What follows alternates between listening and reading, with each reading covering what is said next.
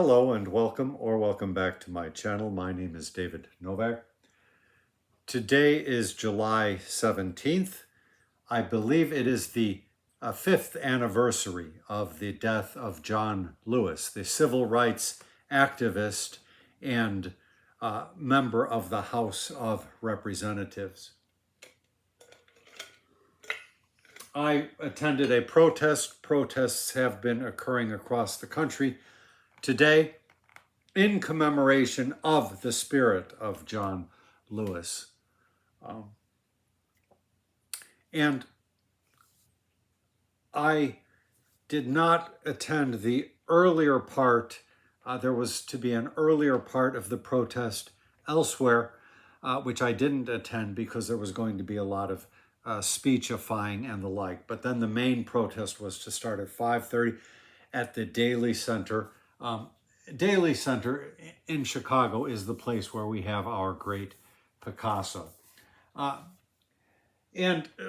So when I got there, it was not super crowded, but by the time I left, the square was packed, you could say. And mostly for the first, 45 minutes of it, we were listening to music.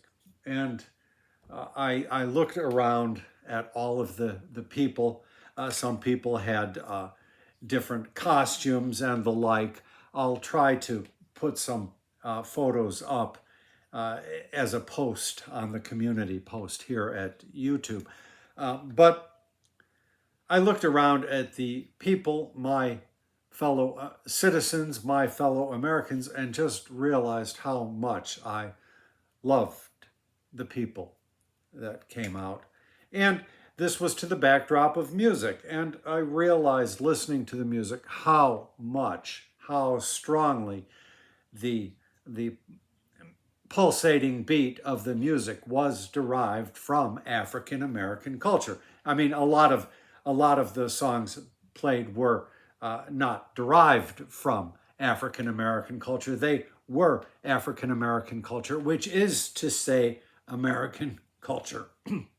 Our culture in the United States of America is pretty universally recognized as having stemmed largely from Black America.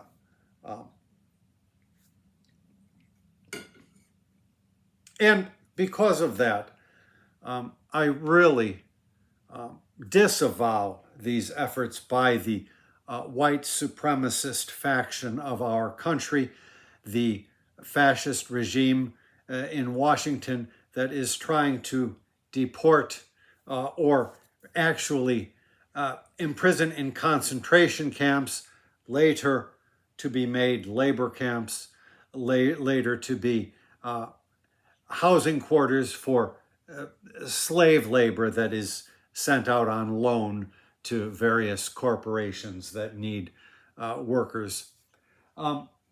At least that appears to be the plan.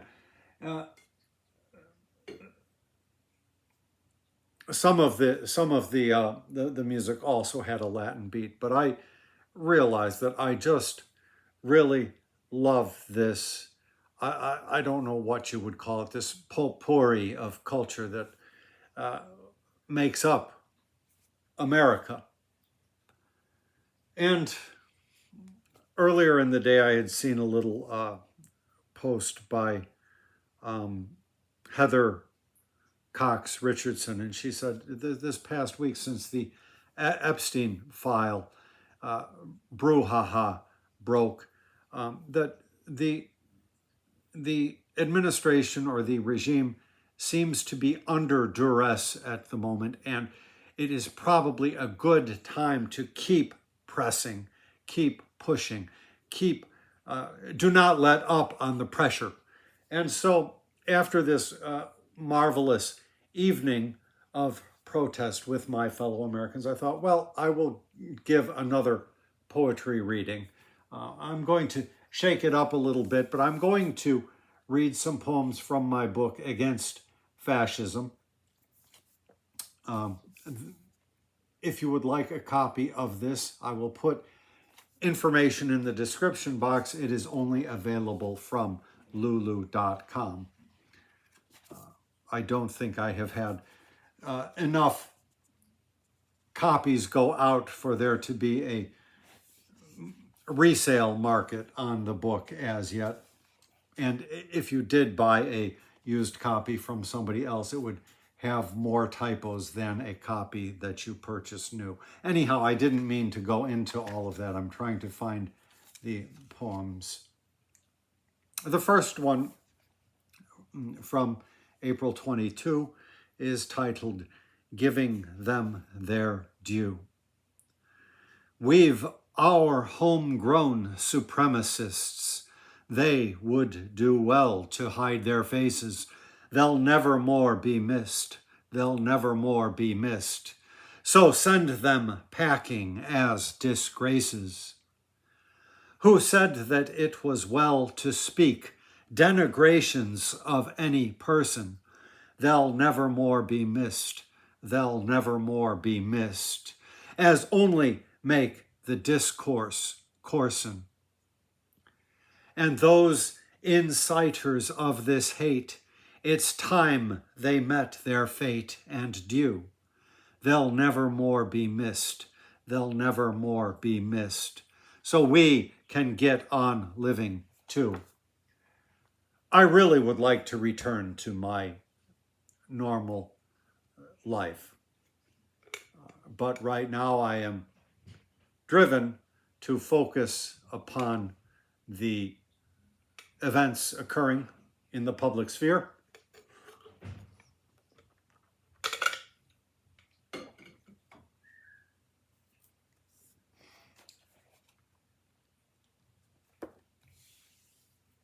And so I would like to see this group of fascists and fascist enablers brought to the bar of justice.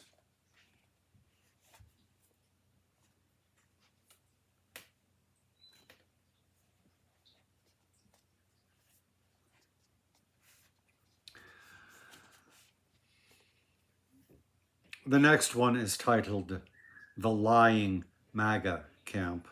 MAGA, Make America Great Again. I don't know that I ever saw such legion untrustworthiness gathered together in one place. It makes a spectacle of awe, and one might wish that it were less, for who can brook a lying face? Lying may bring advantage in the short term, which, however, fades as soon as truth has been revealed. In long term, though, one does not win, in whose words falsity pervades, and soon he's forced to quit the field. One hopes soon Donald Trump and his supporters in Washington will be forced to quit the field. His untruths have been well known for a long time, but they seem to be flowering now in a special way to possibly deprive him of some of his stalwart support.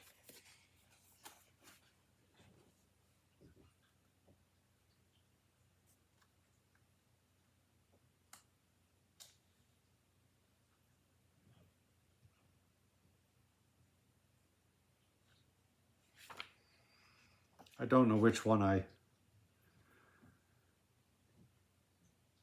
picked here. Well, I'll read two from this section. This one is titled The Manifold Hates of the MAGA Crew.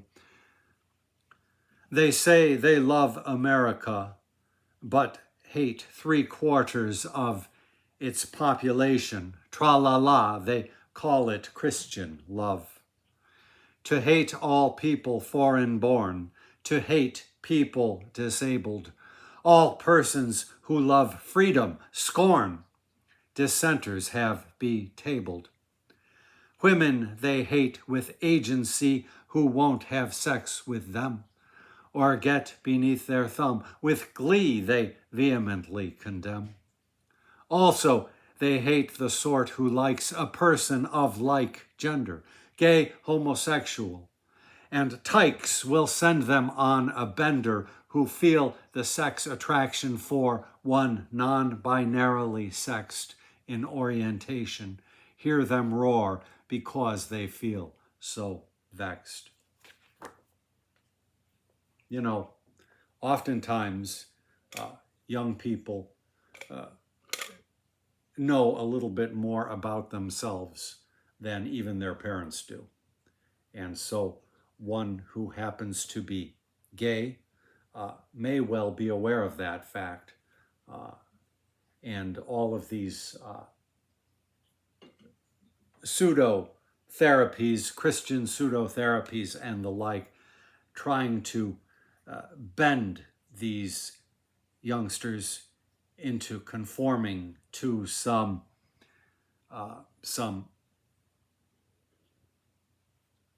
espoused biblical ideal, some putative biblical ideal, are harmful in the extreme. Next one is titled Too Much to Rue. The sunk cost fallacy runs deep with all the MAGA cohort. Their shepherd followed as good sheep, but they've not seen the flowchart. On promises and vagaries, but subtly intimated, so they put faith in fantasies that have been well curated. Admission now that they had fallen before a con, that their identity invests them all in. It may be hard to bear. To justify what they've become, mean angry all the time. Then furthermore, that they were dumb, supporting heinous crime. This but would cause a great revulsion, their only greatness due, and done by choice, without compulsion. Too much to bear and rue. Meanwhile, the people at the protest were joyful. It was a joyous protest.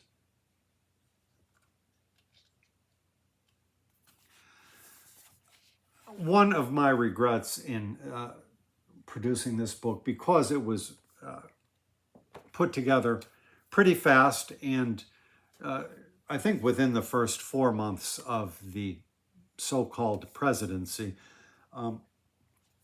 I focused on what was current in the news at that time. And so I have a lot more poems dealing with the Gulag, the torture prison in El Salvador, than other abominations that have occurred since, such as the concentration camp in the Florida Everglades. I have not crossed a line where I feel that a second book is necessary, but I do regret sort of the waiting on Seacott Prison. That said, I make mention here and there of other so-called detention facilities, and in one poem explicitly talk about Geo Group and Core Civic, which are the corporations owning a lot of these properties and billing the U.S. government for housing all of these people, immigrants, recent or long time ago. Even, I believe, some citizens have been claimed by them. They have quotas that they have to meet, and they want to keep the money coming in so that they can continue to make their contributions, no doubt, to some of the cryptocurrency grifts being run these days, and I will say no more about that. This one is titled Geo Group and Core Civic. Geo Group and Core Civic own a lot of holding pens for migrants, legal and illegal, and maybe soon for citizens. Geo Group and Core Civic have one overriding objective: to make a profit, thus their intake. To make a profit. Oh, sorry. I'll start that one again. There should probably be some punctuation there. Geo Group and Core Civic. Geo Group and Core Civic own a lot of holding pens for migrants, legal and illegal, and maybe soon for citizens. Geo Group and Core Civic have one overriding objective: to make a profit. Thus, their intake criteria can't be selective.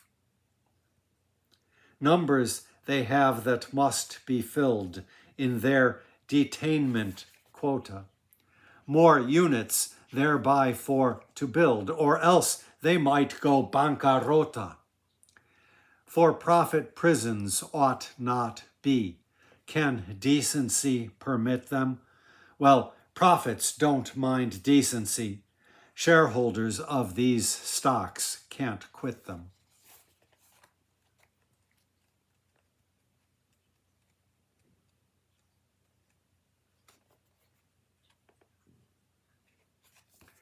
And to change it up a little bit, I thought I would read a little something from Sheetrock Tabernacle. This is a book of 100 ballades, poems in the ballad form. I'm trying to see what year this came out. It says 2021. So the first one is titled Ballad of Kissing the Risk, after June Jordan. June Jordan is an American, or was an American poet. Now I light a cigarette, surprised by pleasures lasting past predictions from the hemorrhaging of fears. We realized we would not live forever and were dumb. Our days pile up like ashes, tedium enough to overflow unemptied trays. We smoke and drink. The liquor makes us numb, yet find new sights and sounds us to amaze. The implications, we have been advised, of all our heated ecstasies in some mean nothing, though again we have reprised them, or perhaps unwanted babies come. And so we smoke and drink and bite our thumb, while in a darkened corner someone plays the slot machine. We drink more wine and rum, yet find new sights and sounds us to amaze. She dated him a while, and highly prized his company and treasured every crumb. But he would disappear. She cauterized her loneliness with cigarettes and some rounds at the bar, beer mostly, then succumb to deep black thoughts till after weeks or days he would return and call her sugar plum, yet find new sights and sounds us to amaze. Nobody questioned him. Juan was no scum, but witty and the party's life always, as he would laugh and spout Elysium, yet find new sights and sounds us to amaze. So you can tell it's a form which has a lot of repetition and relying on few rhyme sounds per poem. The third stanza has a bit of a grammatical error, and I since I wrote it, when I wrote it, I struggled with how to resolve the problem. In poetry, you are allowed to change tenses even in the midst of a sentence, and that is how I opted to handle the problem here. But I could possibly add an apostrophe D. I've never resolved that issue. And just to show you how things were going in 2021, I will read you the Ballade of the Fascists. And this first line will sound very familiar to you if you have been watching my Claude McKay videos. Ballade of the Fascists. What though before us lies the open grave? Dear Father, this I fondly ask. Wherefore should I, some paltry remnant so to save, cravenly cower? Plus it would be a bore. The fascist forces would subvert the core of liberty. Why should I acquiesce? They take the words of Christ, which they ignore, a mantra round which they might coalesce. False Christians who the road to hell but pave, seeking a despot, while disdain they pour upon the gospel message, how they rave and rage against the persons they abhor, the immigrant, the homeless, while they roar anathemas at those whom Jesus would bless. For them to love thy neighbors, but rapport, a mantra round which they might coalesce. Gospel of hate they preach, as does deprave the soul of man. It's like an evil spore did infiltrate their brains, as makes them crave to dominate, subdue, inflict pain, or desecrate as a corpse upon the floor their fellow man. How did they so regress to barbarism, whose words preach love of war, a mantra round which they might coalesce? Terror is promised. They have oped the door, permitting them to murder gentleness, even as their invective sues for gore, a mantra round which they might coalesce. And of course, we know what faction we are talking about there. This book was one of those books which happened again at a fortuitous time. The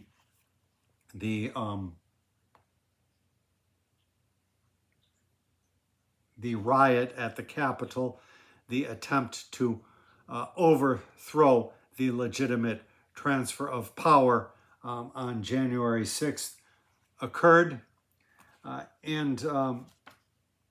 So this book contains the famous Ballade of Ashley Babbitt. I will not read that one tonight, but I'll put a link for that in the description box. Back to Fascist Heart, just a couple of things from almost at the very end. The first of these is incredibly short. It is titled A Crime Against Humanity. A crime against humanity is ICE, immigration police, to be precise.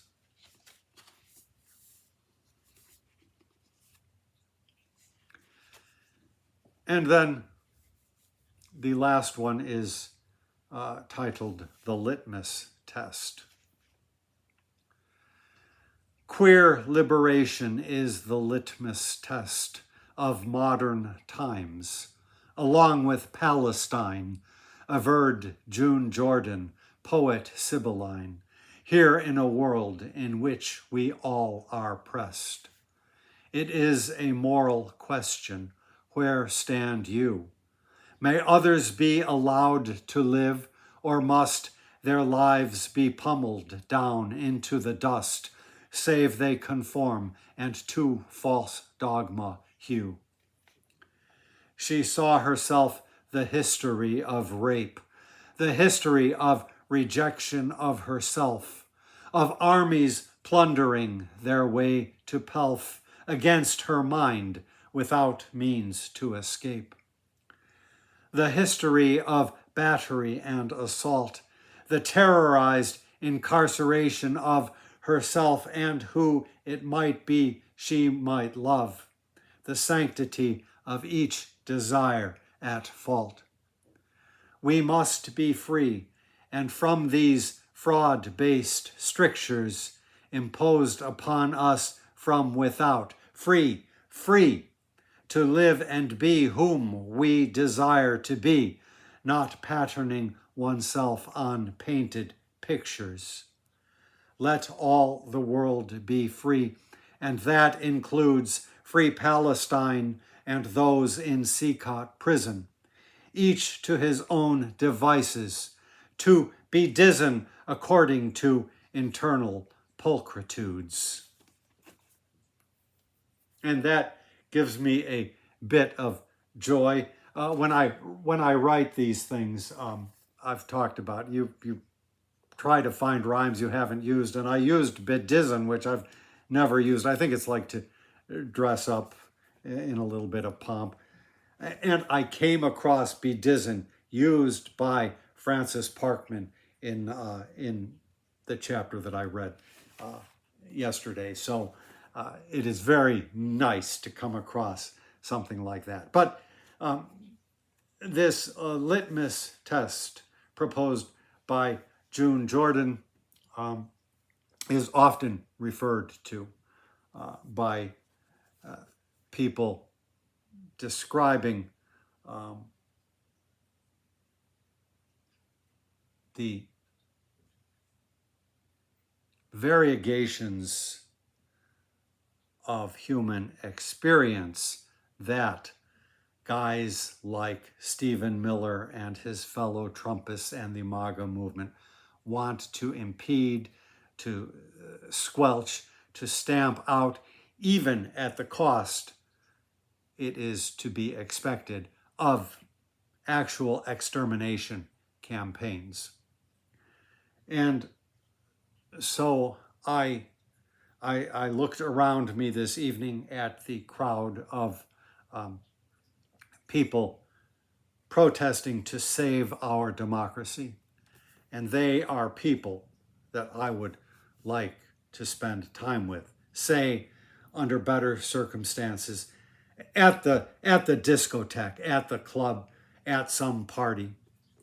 I would like to go to any party that June Jordan would feel welcome at, and I would hate to go to any party that Stephen Miller, or as I refer to him in another poem, Stephen Iago Miller, would be welcome at. So I will leave off there. Thank you very much for stopping by my channel.